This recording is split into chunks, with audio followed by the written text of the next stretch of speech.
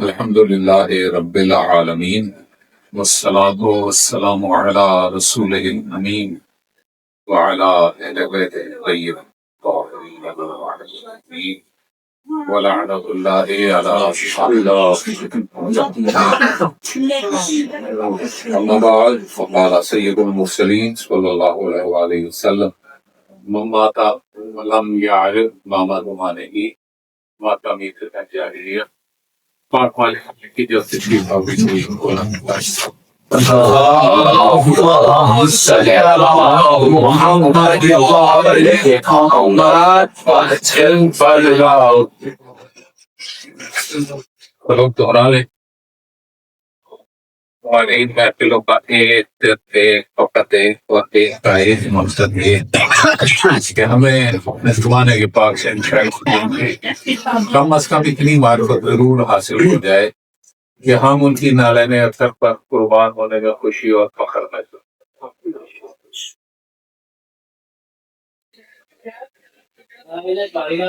آج کا موضوع جو ہے وہ ابھی ڈسکلوز نہیں کروں گا. اچھا اینڈ میں کر آپ کو سمجھ تو آئی جائے گی. شروع میں پہلا لفظ بھی نہیں سے لیکن اس لفظ کی حقیقت جو ہے وہ آخر میں آپ کو خود سمجھ آئے گا. لفظ قرآن حکیم میں بار بار استعمال ہوا ہے اور لفظ ہے میزان. کیا لفظ میزان سمجھ گئے؟ کیا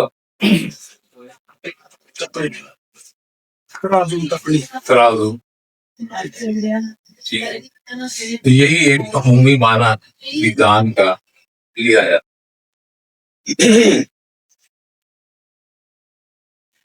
حقیقت میں اگر ہم میزان میں بھی دیکھیں تو دو اس کے پہلو.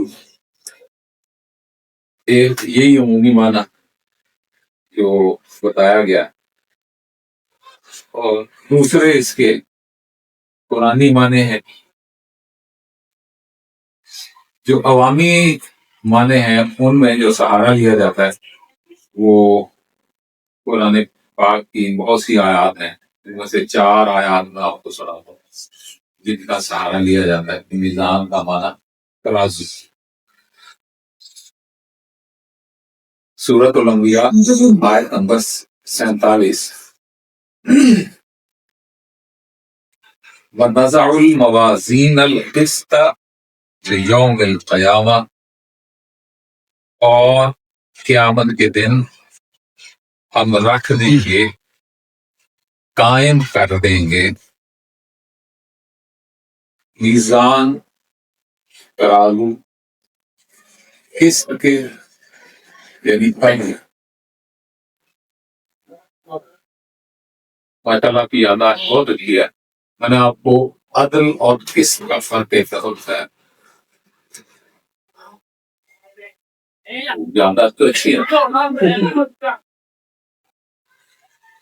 عدل کا معنی بھی اردو میں انصاف کیا جاتا ہے، قسط کا معنی بھی انصاف کیا جاتا ہے. حالانکہ عدل اور قسط میں ایک بنیادی فرق ہے. عدل ایسا انصاف جس میں جب 2 پارٹیوں کا آپس میں ڈسپیوٹ ہو، 2 سے زیادہ بھی ہو سکتا، تو جو ڈسپیوٹڈ پارٹیاں ہیں، ڈسپیوٹ والی پارٹیاں ہیں، وہ کسی اور کو اپنا ریفری جج یہ مقرر کر دیتے ہیں اور وہ تیسرا بندہ جو ہے وہ ان 2 متنازع پارٹیوں کا فیصلہ کرتا ہے. عربی میں اسے عدل ایسے ہو گئے. مثلا ایک تنازع چلا زید نے اور بکر، اور زید اور بکر نے مل کے عمر کو اپنا قاضی بنا لیا، اپنا جج بنا لیا اور عمر نے زید اور بکر کے لیے فیصلہ کر دیا، اسے عربی میں کہتے ہیں عدل۔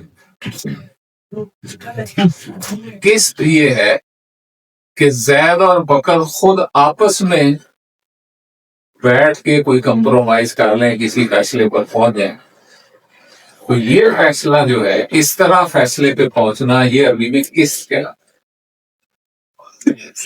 ٹھیک ہے، عدل میں فیصلہ کرنے والا پارٹیوں سے ہٹ کے کوئی تیسرا ہے، قسط میں فیصلہ کرنے والا پارٹیاں خود آپس میں ہی فیصلہ کر لیتی، کوئی ریفری مقرر نہیں کرتی۔ تو یہاں خداوند عالم کیا فرما رہا ہے کہ وَنَزَعُ الْمَوَازِينَ الْقِسْطَ لِيَوْمِ الْقِيَامَةِ، کہ قیامت کے دن ہم قائم کر دیں گے قسط کے میزان۔ موازین جمع ہے میزان، ٹھیک ہے۔ اب یہ آیت بتا رہی ہے کہ قیامت میں بہت سے فیصلے جو ہیں وہ قسط سے ہوتے ہیں، عدل سے نہیں ہوتے۔ قسط عدل کی نفی نہیں ہے، یہ دن میں رہے، ٹھیک ہے۔ قسط انصاف کرنا آپس میں، عدل انصاف کروانا کسی اور سے، ٹھیک ہے۔ تو قیامت میں ترازو لگیں گے قسط کے، ٹھیک ہے۔ اس کا مفہوم یہ نکلتا ہے کہ قیامت والے دن بہت سے فیصلے ایسے ہوں گے جو میدان حشر میں موجود لوگوں سے کہا جائے گا آپس میں مکرو، ٹھیک، ساڑھے بولنا گیا۔ اب اس میں کیا ہوگا، یہ ذہن میں رکھیں کہ جب بندہ قیامت کے میدان میں جائے گا تو وہ برزخ میں بہت کچھ دیکھ کے جائے گا، یہ سبق حاصل کر کے جائے گا، بہت کچھ دیکھ کے جائے گا۔ اور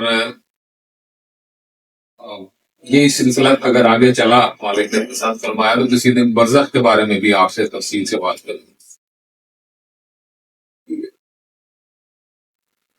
اور برزخ کتنی اہم چیز ہے کہ شہنشاہ میرے کائنات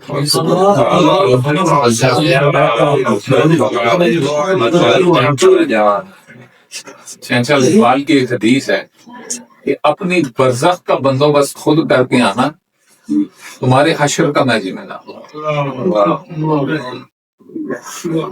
برزخ کا بندوبست خود کر کے آنا۔ اب تھوڑی سی بات برزخ کی کر دیتا ہوں تاکہ آپ کے ذہن میں کلیئر آ جائے کہ مرنے کے بعد جب انسان کو قبر میں اتارا جائے گا تو دو صورتیں بنیں گی۔ ایک صورت تو یہ ہوگی کہ اس کی قبر جو ہے وہ جنت کے باغوں میں سے ایک باغ بن جائے، تو یہ برزخ کی جنت ہے جو اسے مل جائے۔ سوال جواب ہوں گے، ٹھیک ہے۔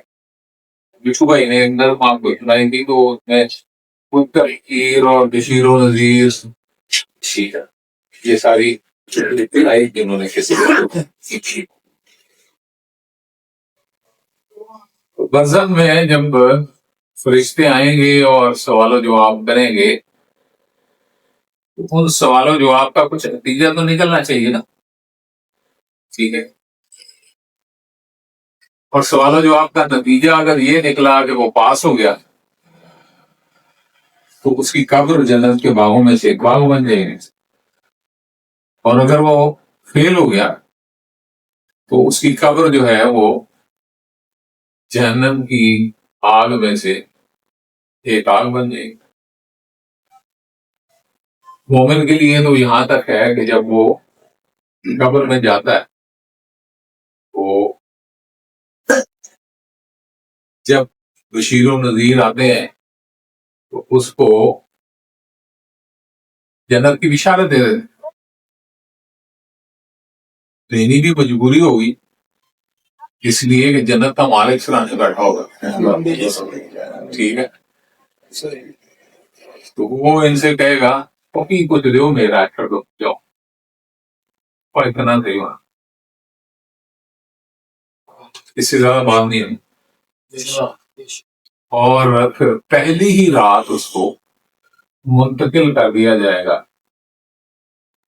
جہاں بھی دفن ہوا ہے، وہاں سے وہ منزلیں ہیں اس کی، یا اسے کربلا پہنچا دیا جائے گا یا اسے وادی السلام ٹھیک ہے۔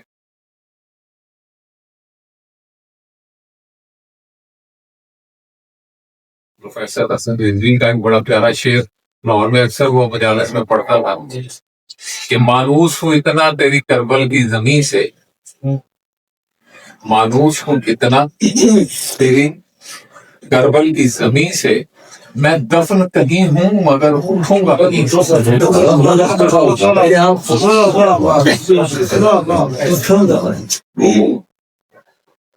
یہ برکت کا نتیجہ مومن کے لیے۔ لیکن اگر کوئی ایسا شخص جو دیکھنے میں ظاہر مومن لگتا تھا لیکن مالک نے ان کو اپنا نہیں کہا، مالک نے اسے قبول نہیں فرمایا، اب اس کی چھانٹی جو ہے وہیں شروع ہو جائے۔ اسی کی طرف مولوی کائنات نے اشارہ فرمایا، اپنی برزت کا خود انتظام کر کے دیکھیں ایک شخص خدا ہے اپنے آپ کو شیعہ کہلاتا ہے لیکن وہ کسی دوسرے مومن کا کوئی لحاظ ہی نہیں کرتا، ٹھیک ہے، اس کا مومن ہونے کا کوئی لحاظ ہی نہیں کرتا۔ حالانکہ مومن کا مومن میں بڑا حق ہوتا ہے۔ وہ ایک حدیث پاک ہے نا، کسی نے کہا مولا ہم 1000 کے قریب آپ کے شیعہ اس گاؤں میں رہتے ہیں، تو مولا نے فرمایا تم ایک دوسرے کے ساتھ بھائیوں جیسا سلوک کرتے ہو؟ اس نے کہہ دیا کرتے ہیں۔ آقا نے ایک سٹیپ آگے وضاحت فرما دی سوال کر کے، آقا فرماتے ہیں کیا تم دوسرے کو اتنا حق دیتے ہو کہ وہ جب چاہے تمہاری جیب سے جو چاہے نکال لے اور تم اس سے پوچھو بھی نہ؟ کہتا نہیں سرکار۔ مالک نے جواب میں یہ لفظ استعمال فرمایا کہ پھر تو خاک شیعہ، اگر تم دوسرے بھائی کو یہ حق ہی نہیں دیتے تم خاص شیعہ، خاک شیعہ۔ تمہارا یہ موضوع نہیں ہے، اس کو پھر لیں گے۔ تو خداوند عالم فرما رہا ہے کہ حشر میں ہم قسط کے میزان لگا دیں گے، یعنی لوگ آپس میں فیصلے کریں۔ تو اس لیے میں نے آپ کو یہ برزخ کا حوالہ دیا کہ برزخ کے تڑکے کھانے کے بعد وہ حشر میں پہنچا، تو اب اس کا دماغ وہ نہیں ہونا جو دنیا میں تھا، ٹھیک ہے؟ اس لیے مالک اسے کہیں گے آپ اسے ٹھیک ہو گیا۔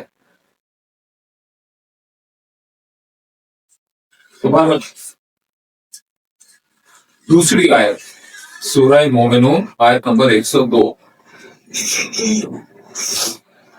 فَمَنْ ثَقُلَتْ مَوَازِينُهُ فَأُولَٰئِكَ هُمُ الْمُفْلِحُونَ،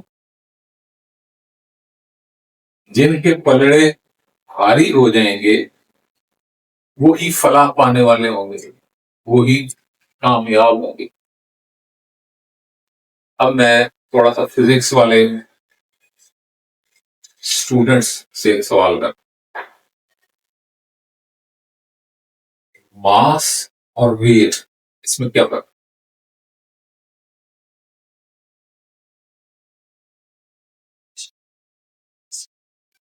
ماس میں وزن کسی چیز کا اور ویٹ ماس مادہ، وہ جو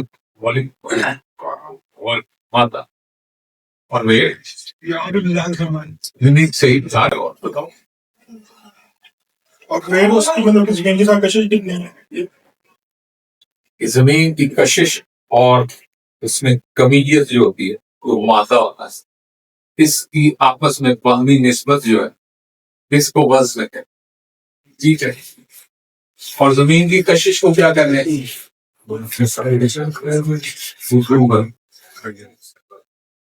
کشش ثقل. ٹھیک ہے. تو یہ تھیوریاں نیوٹن نے نکالی. ٹھیک ہے. اور 20ویں صدی میں 1900 کچھ میں نکالا. کہ میرا اور آپ کا پاک خالق جو ہے قرآن میں یہ لفظ استعمال فرما رہا ہے کہ فمن ثقلت موازینہ، کہ جن کا وزن ثقلت ہے، یعنی ثقل کی وجہ سے، کشش کی وجہ سے. ٹھیک ہے. اب کیا یہ کشش ثقل ہے یا کوئی اور کشش ہے؟ سوال ذہن میں رکھیں جو آپ ہے. لیکن یہ سبق پہلے دے دیا گیا 1400 سال پہلے کہ وزن جو ہے اس کا ثقل کے ساتھ، کشش کے ساتھ. پھر سورۃ القاریہ، اس میں 4 آیات اکٹھی. فَأَمَّا مَنْ ثَقُلَتْ مَوَازِينُهُ، یہ چھٹی آیت. 7ویں وَهُوَ فِي عِيشَةٍ رَاضِيَةٍ، اور 8ویں ہے وَأَمَّا مَنْ خَفَّتْ مَوَازِينُهُ، اور 9ویں آیت فَأُمُّهُ هَاوِيَةٌ.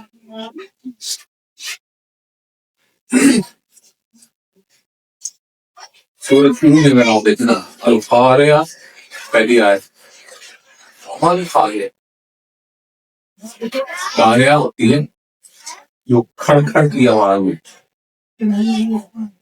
ٹھیک ہے. جسے کھڑ کھڑ کی آواز. منٹو بھائی کہہ رہا ہے چوندی بھی قاریہ سی ہے، کھڑ کھڑ کی آواز. القاریہ وہ کھڑ کھڑ کرنے والی. وما القاریہ. ٹھیک ہے. اس پہ میں آج کوئی بات نہیں کروں گا، ورنہ اگلی آیت کیا ہے؟ وما ادراک ما القاریہ. اب دوسری آیت بھی ما القاریہ، اور تیسری آیت میں بھی ما القاریہ. ان دونوں جگہ میں جو ما القاریہ ہے اس کا فرق کیا ہے؟ یہ پھر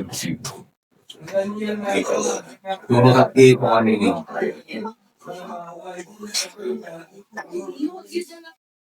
خداوند عالمین فرما رہا ہے کہ اس دن کیا ہوگا؟ انسان بکھرے ہوئے پتنگوں کی طرح پھیلا ہو.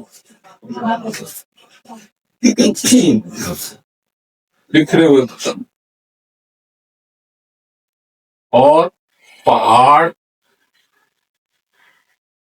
دھنی ہوئی روئی کی طرح اڑ رہے ہوں. اب یہ سین ہوگا، سین کی ہیبت ناکی ذرا دیں گے، لیکن کہ زبردست قسم کی کھڑکھڑاہٹ آ رہی ہے، سور پھونکا جا رہا ہے، ہر چیز ٹوٹ پھوٹ کے ہوا میں اڑ رہی ہے. صرف مکان اور درخت وغیرہ نہیں، پہاڑ بھی روئی کی گالوں کی طرح ہوا میں اڑا. ٹھیک ہے. اب اس منظر میں خداوند عالم فرماتا ہے فَأَمَّا مَنْ ثَقُلَتْ مَوَازِينُهُ، وہ لوگ جن کے وزن ثقلت بھاری ہو جائے. فَهُوَ فِي عِيشَةٍ رَاضِيَةٍ. اس کا پنجابی میں ترجمہ کروں تو یہ وہ بڑا مزے کا لفظ مل جائے گی قرآن کے، عربی کے اور پنجابی۔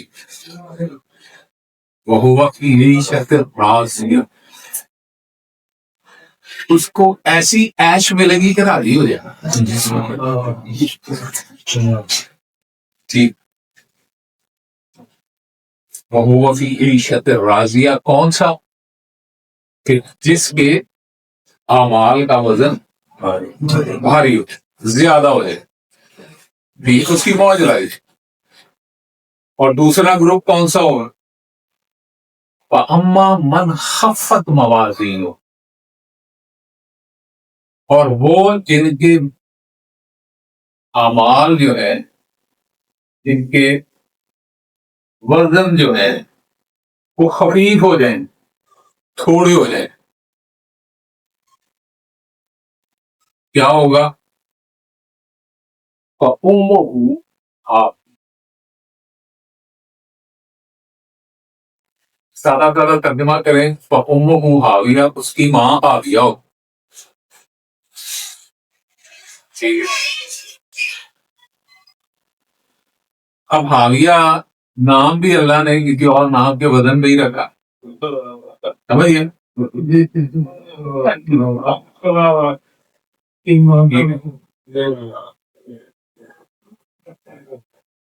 ویسے ہاویہ اردو میں گڑے کو کہتے ہیں، سویا کافی زیادہ گڑا، آگے بچوں کے آگے فَأُمُّهُ ہاویہ، اس کو گود میں لے گی، کیا؟ کس کی گود میں جائے گا؟ ہاویہ۔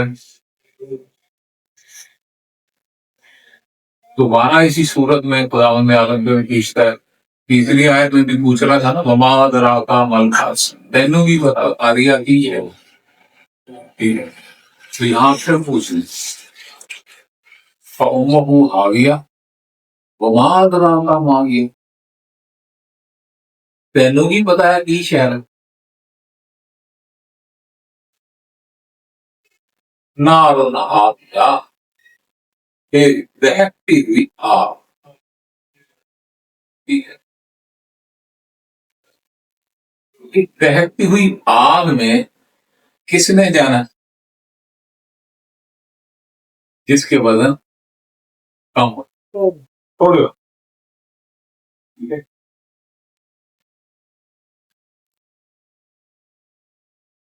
اب میں نے آپ کو ایک بات بتائی تھی کہ جہنم کے 7 طبقات ہیں، جو سب سے نچلا طبقہ ہے قرآن میں اس کے 2 نام، جو ساری ٹیریٹری ہے 7ویں درجے کی، اس کا نام ویل ہے۔ وہ آیت دیکھ ہے نا، ویل للمصلین الذین هم عن صلاتهم ساہون، ویل ہے ان نمازیوں کے لیے جو اپنی نماز سے غافل ہیں۔ پروردگار سے کوئی پوچھے، او میرا سونا رب، آپ انہوں نے نمازی بھی کیا کہنا ہے؟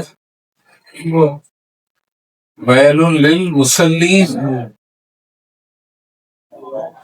ٹھیک ہے، ویل ہے نمازیوں کے لیے، کون سے نمازی؟ ہم عن صلاتہم ساہون، جو اپنی نماز سے غفلت برت، چنگے نمازی نے جڑا نماز تو غفلت برت، اصل نماز یہ آیت صاحب کہہ رہی ہے کہ کچھ نمازی ایسے ہیں جو ٹکریں تو پوری مارتے ہیں، 51 ٹکرا مارتے ہیں روز، 51 نہیں 102 مارتے ہوں گے نا، 51 تو رکاتا نہیں، رکاتی 2 ہو جائیں گے، ٹھیک ہے، لیکن قرآن کہہ رہا ہے کہ وہ جہنم کے سب سے نچلے طبقے میں جائیں گے، کیوں؟ ہم عن صلاتہم ساہون، وہ اپنے زمانے کے امام سے لاپرواہی کرتے ہیں۔ صلاۃ حقیقی زمانے کا امام، یہ شہنشاہ کے جو اسماء مقدس ہیں ان میں ایک اس میں بات سلاد تھی. ٹھیک ہے. تو جنہوں نے زمانے کے امام کو تو چھوڑ دیا، ویسے نمازاں دڑ نماز دیکھ کر. ٹھیک ہے.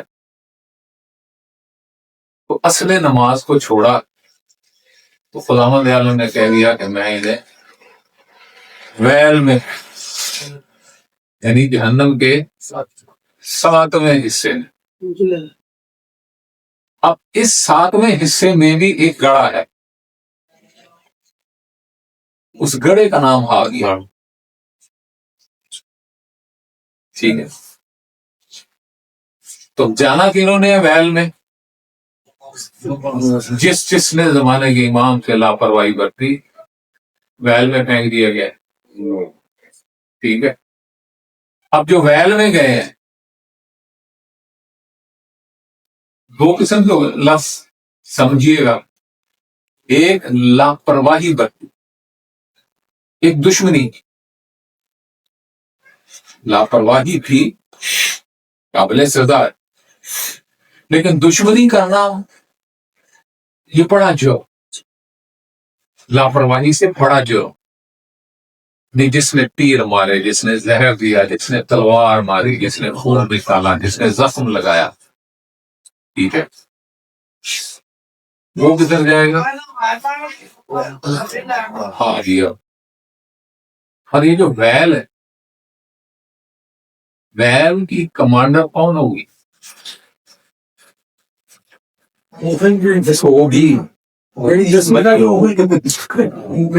سمجھو گے؟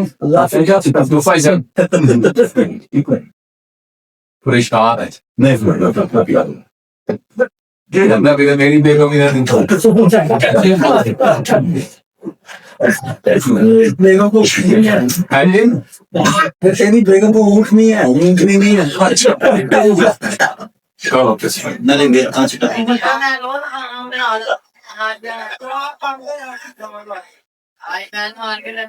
ظفر بھائی نشانی دس کی پھر میں تھوڑا جگہ بدل کے کہہ دینا کہ وہ حاویہ جس ویلے پھرے گی تو اونٹ سے بیٹھی ہو.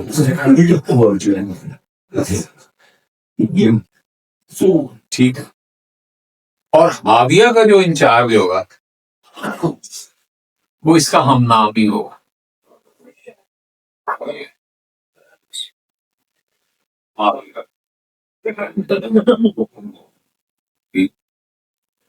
اسی کے نام پہ اس کا نام کافیہ ملا کے معلوم ہے.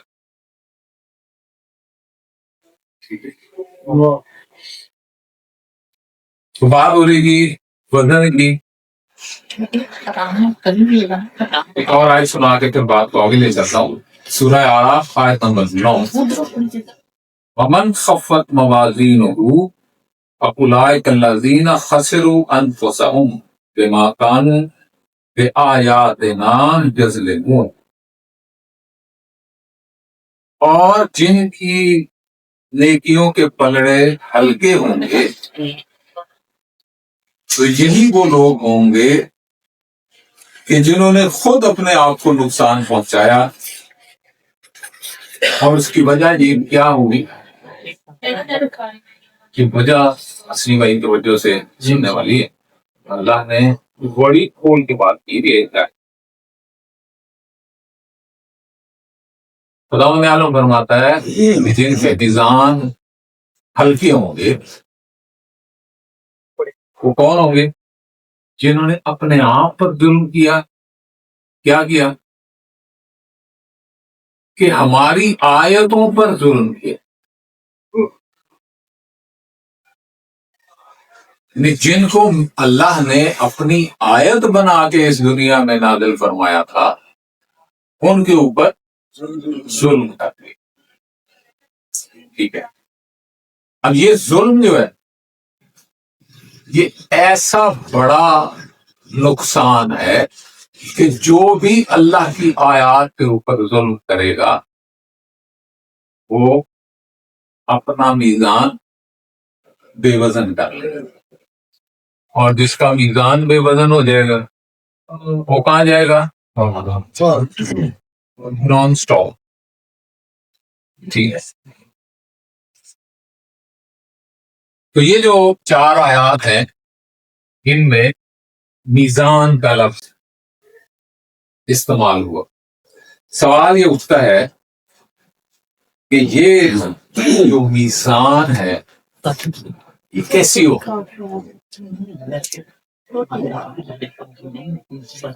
کسی جگہ کبھی خداوند عالم نے اس میزان کا جو اسٹرکچر ہے نا، جو اس کی ساخت ہے، وہ واضح نہیں فرمائی.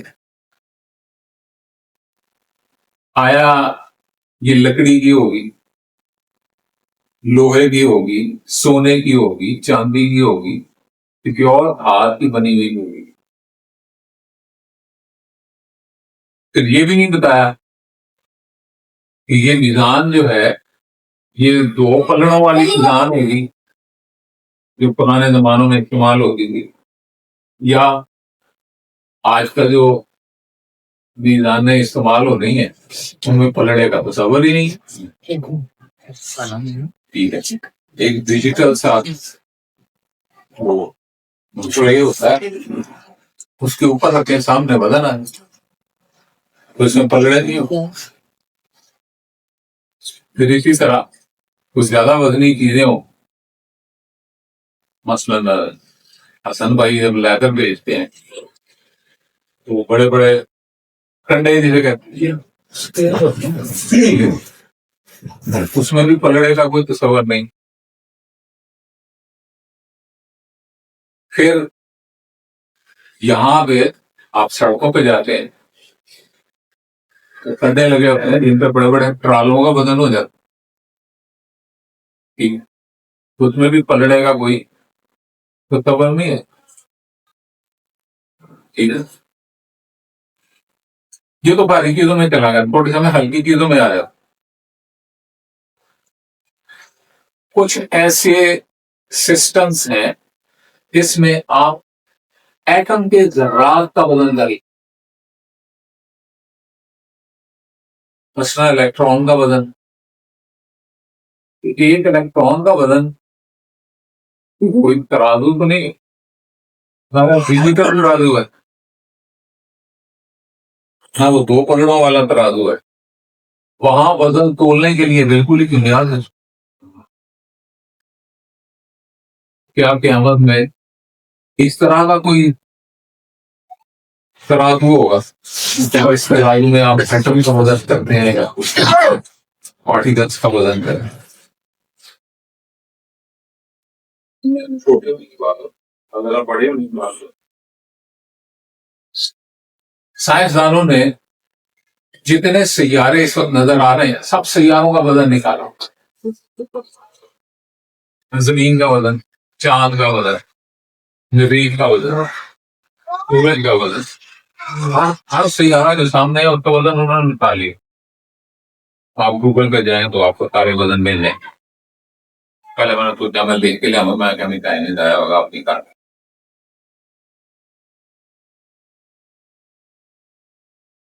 تو جس طریقے سے یہ سورج اور مختلف سیاروں کے وزن ہو رہے ہیں، ٹھیک ہے، کیا قیامت والے دن اس سسٹم کے تحت اعمال کا وزن کیا جائے؟ یہ بھی کلیئر نہیں ہے. اس میں کچھ ہمارے اہل سنت کے علماء ہیں، انہوں نے ترازو کی نفی کی ہے کہ یہ تولنے والا ترازو نہیں ہوگا. یہاں جو لفظ میزان استعمال خداوند عالم نے فرمایا اس کا مطلب ہے عدل قائم کا، یعنی میزان کا مطلب ہے کہ اللہ عدل قائم کرے گا. تولے گا نہیں. یہ نظریہ. ایک اور نظریہ، بندے کا نام تو بڑا ہی غلط ہے، ضحاک، اس کا ہے. ضحاک کون تھا؟ بتایا آپ چندر یاد ہے. ضحاک وہ مجنون تھا جو 10 محرم تک مولا کریم کربلا کے ساتھ تھا. پھر اس نے مولا سے ایک کعبے سے چلا تھا یہ کہہ دیا کہ مولا اگر مجھے یقین ہوا کہ میں نے آپ کے اوپر قربانی دی، آپ دشمن سے محفوظ رہیں گے تو میں ضرور قربان ہو جاؤں، لیکن اگر حالات نے یہ یقین دلا دیا کہ میرے مرنے نہ مرنے سے آپ جناب کو کوئی اثر نہیں ہوگا، آپ کی شہادت ہو جائے گی، تو پھر آپ مجھے اجازت دے دیں گے میں واپس اپنے گھر سے بن یہ روز عاشور امام کو یہ کہہ کے نکلا، مولا آپ کی شہادت بھی پینی ہے، مجھے اجازت دے میں اس کا نام بھی زہاق تھا۔ وہ مفسر جس کی بات کر رہا ہوں اس کا نام بھی زہاق ہے، نام مشترک ہونے میں کردار مشترک نہیں ہونا چاہیے۔ ایسے آپ کو پتہ ہی ہوگا کہ کربلا میں ایک شہید کا نام بھی یزید تھا، جی یزید بن حسین مشرقی، نام کا کوئی طرح پتا نہیں، لیکن اسی انہیں نام مزے بھی لینے آ گیا۔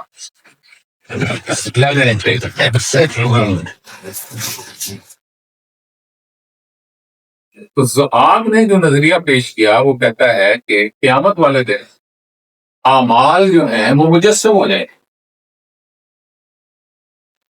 یعنی ایک وجود لے کے آئے، اور وجود کیسا ہوگا؟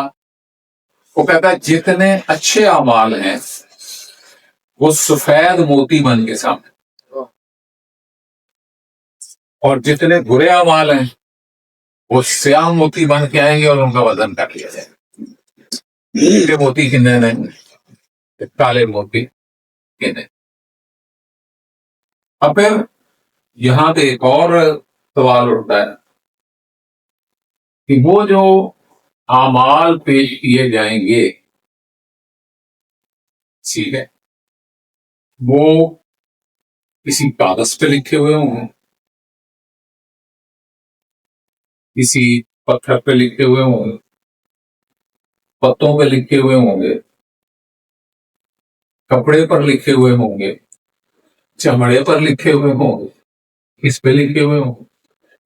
یہ بھی ایک سوال ہے، اس کا بھی کہیں جواب نہیں ملتا،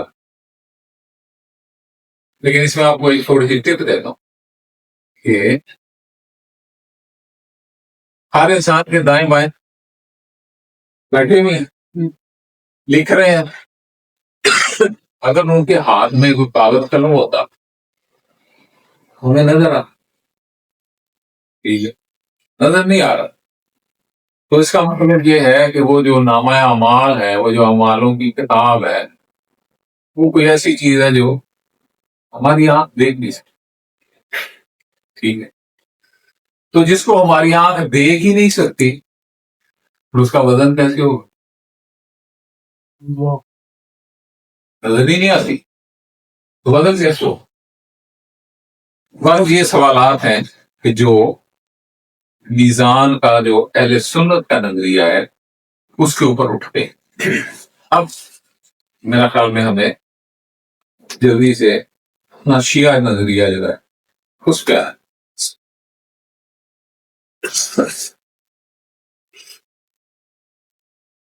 دیکھیں، پہلی بات تو یہ کہ ہمارا یہ ایمان ہے کہ میزان ہے،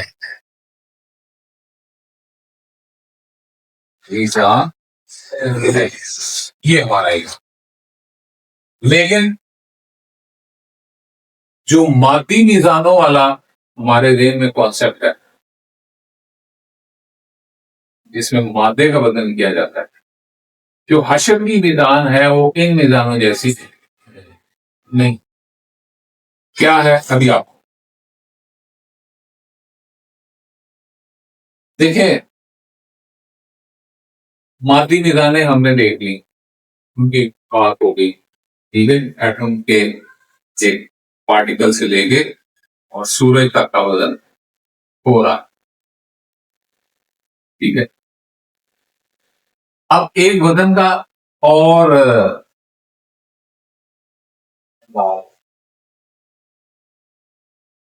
وزن کرنے کا وہ انداز لفظوں کا وزن ہو. مثلاً آپ جب ڈکشنری دیکھتے ہیں تو وہ ڈکشنری والا لکھتا ہے کہ فعلا بر وزن ضربا،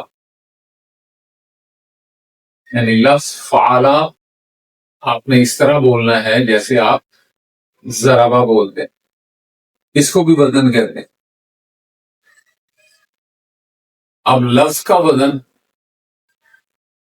یہ تولنے والا تو نہیں ہے، ٹھیک ہے. یہاں بھی لکھا گے جواد اور فواد ہم وزن، ٹھیک ہے. تو کیا ان دونوں ناموں کو ہم نے ہم وزن جو کہا ہے ترازو میں تول نہیں.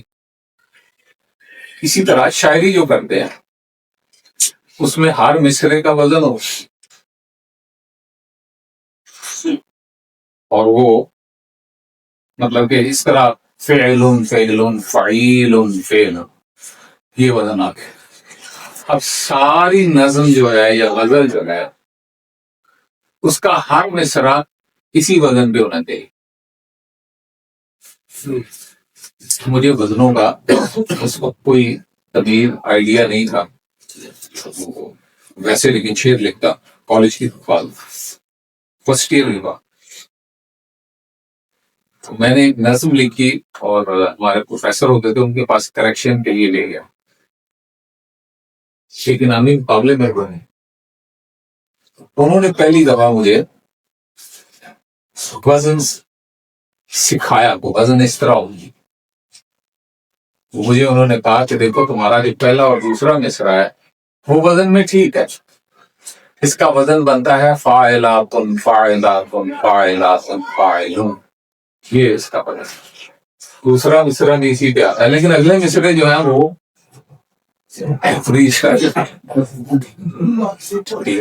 پھر انہوں نے مجھے سکھایا وزن کو کیسے کیا ہے. اب یہ شعر تو مصروں کا بھی وزن ہو، ٹھیک ہے. تو اس کے لیے کوئی الیکٹرانک بیلنس تو نہیں لگتا، اس کے لیے ایک سوچ کا بیلنس لگتا.